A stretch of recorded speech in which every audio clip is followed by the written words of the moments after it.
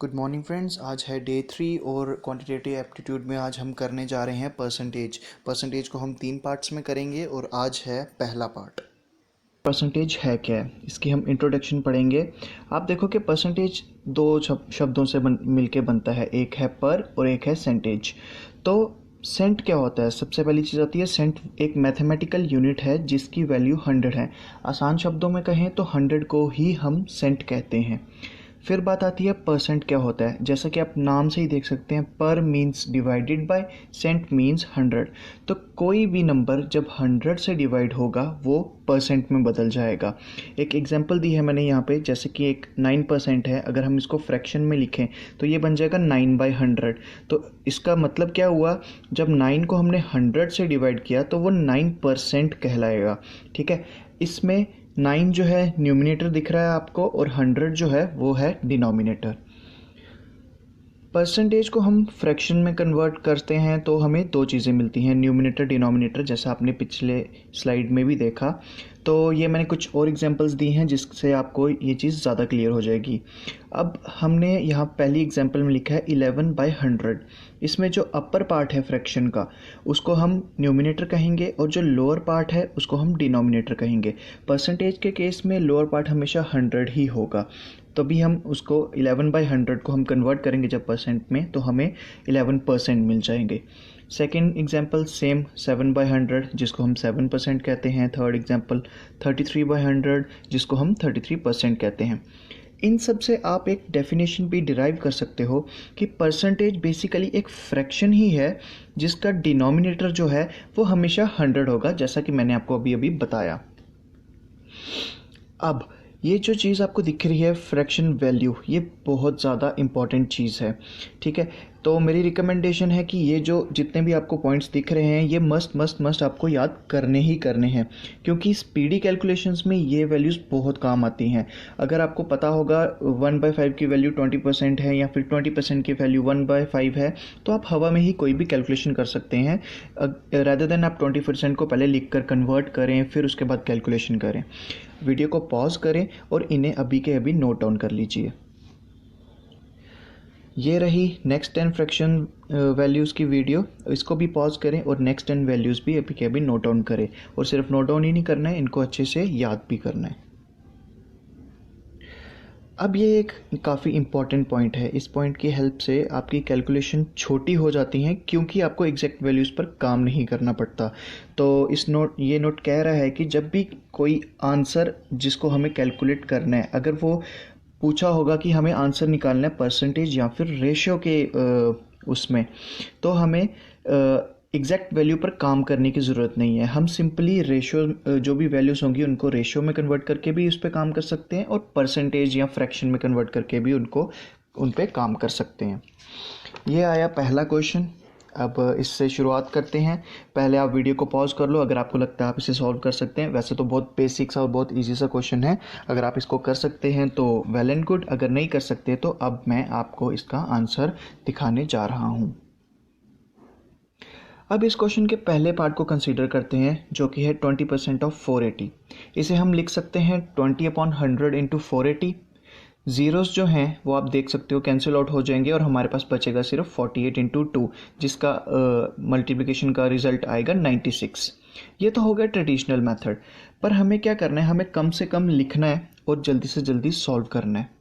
अच्छा, अब हमें पता है कि 20% जो है वो 1/5 होता है, तो हम इसे लिखने के बजाय सीधा 1/5 इमेजिन कर लें। अब नेक्स्ट स्टेप हमें क्या करना है, 480 को सिर्फ 1/5 से मल्टीप्लाई करना है। ठीक है, 480 को 1/5 से आप मल्टीप्लाई कह सकते हो या फिर 480 को 5 से डिवाइड ये भी कह सकते हो। जब आप 480 को 5 से डिवाइड करोगे तो आपके पास 96 आ जाएगा। सो ये सर्कल किया हुआ पोर्शन है जो सॉल्व हो चुका है और इसका रिजल्ट हमारे सामने है 96, ये भी लिखा हुआ है। अब नेक्स्ट पार्ट को सॉल्व करते हैं।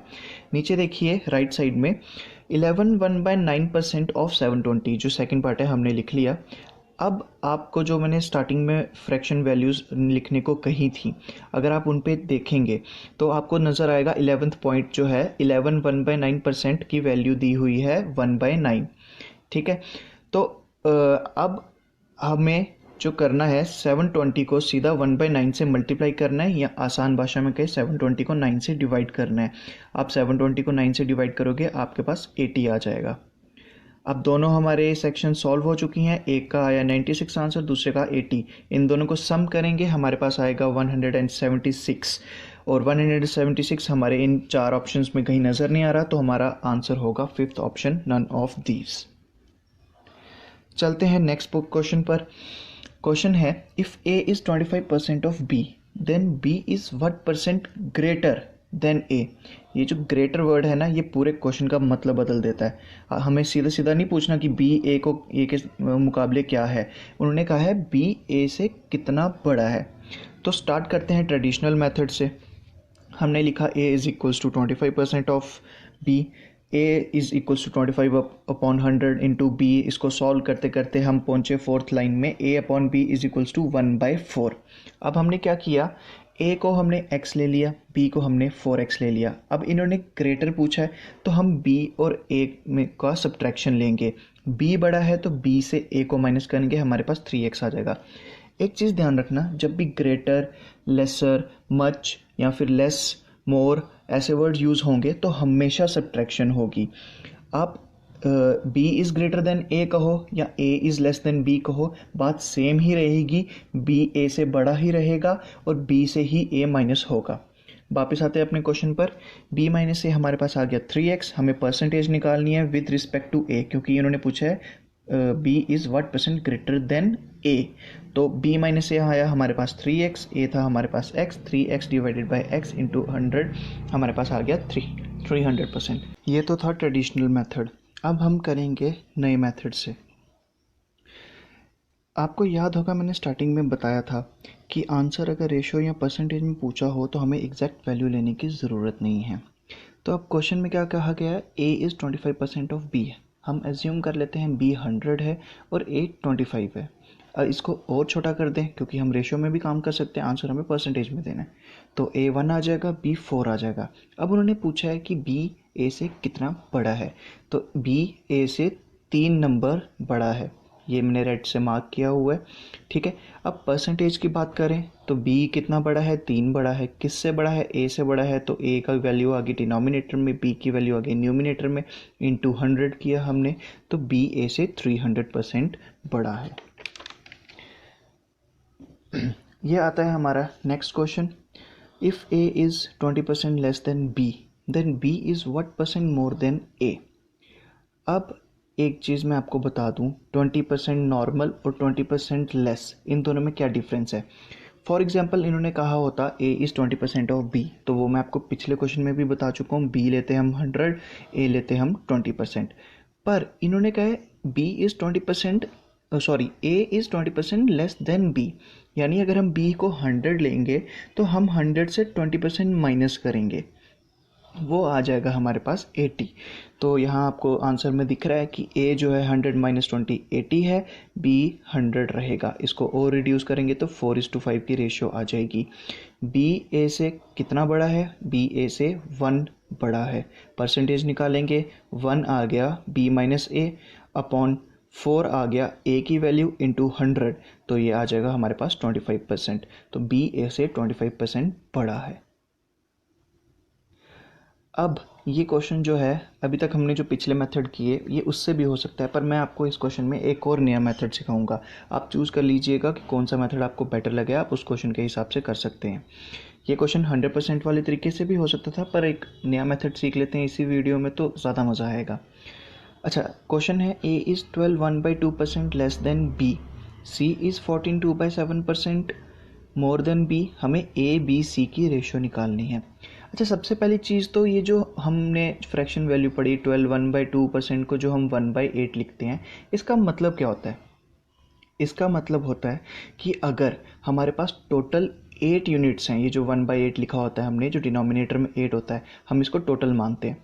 अगर हमारे पास टोटल 8 यूनिट्स हैं तो उस 8 का 12 1/2% होगा 1 यूनिट। मैं फिर से रिपीट करता हूँ, अगर हमारे पास टोटल 8 यूनिट्स हैं, उस 8 यूनिट्स का 12 1/2% होगा 1 यूनिट। आप अपने कैलकुलेटर में भी देख सकते हैं, 8 लिखिए और 12 1/2 यानी कि 12.5 से की परसेंटेज से मल्टीप्लाई करके देखिए, आपके पास 1 आएगा। अब क्वेश्चन कह रहा है कि ए जो है वो 12 1/2% बी का नहीं है, वो 12 1/2% बी से कम है। यानी अगर बी 8 यूनिट है तो वो जो 12 1/2 जो वैल्यू आई थी 1 यूनिट, वो 8 यूनिट से 1 यूनिट कम है। तो वही मैंने सॉल्यूशन में भी लिखा है।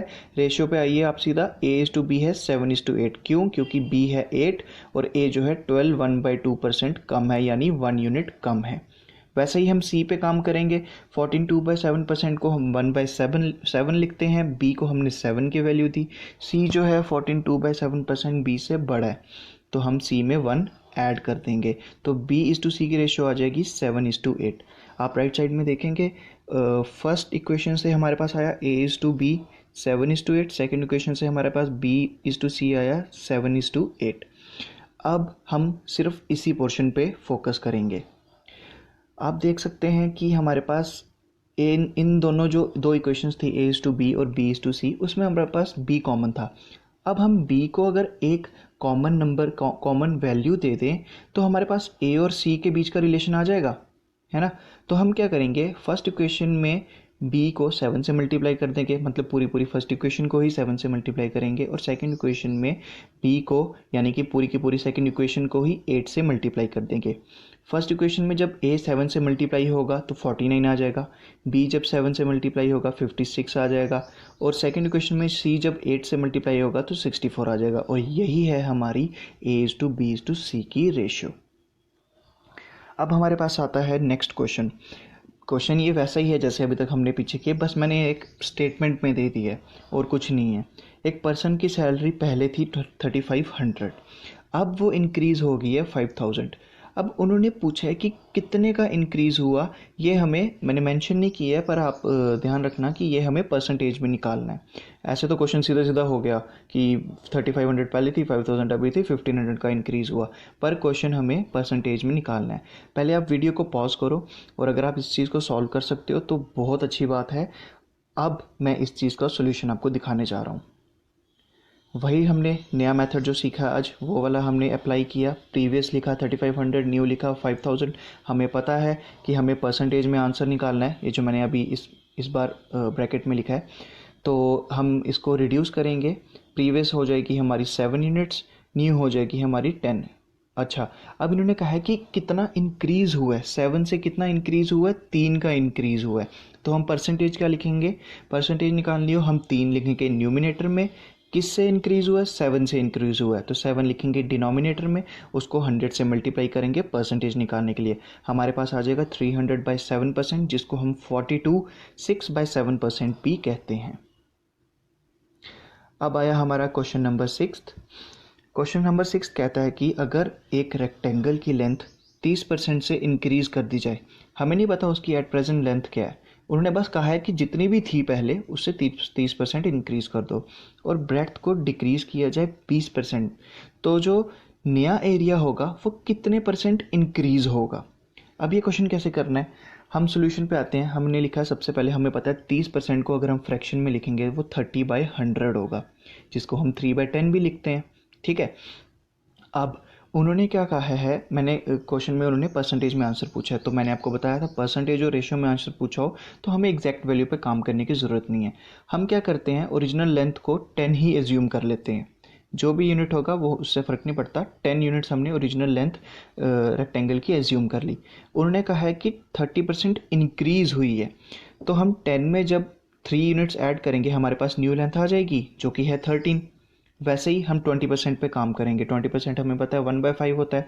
ओरिजिनल ब्रेड्थ हमने 5 ले ली, अब इसमें रिड्यूस हो रही है तो हम 5 - 1 करेंगे, तो हमारे पास न्यू ब्रेड्थ आ जाएगी 4।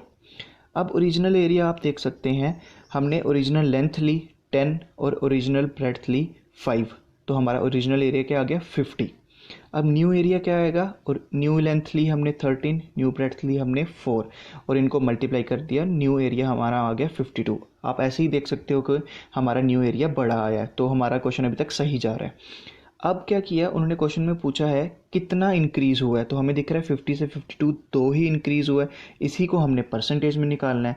दो लिख दी हमने न्यूमिनेटर, किससे इंक्रीज़ हुआ है, 50 से इंक्रीज़ हुआ है, वो आया डिनोमिनेटर, और हमने मल्टीप्लाई कर दिया 100 के साथ, तो हमारा 4% आ गया आंसर।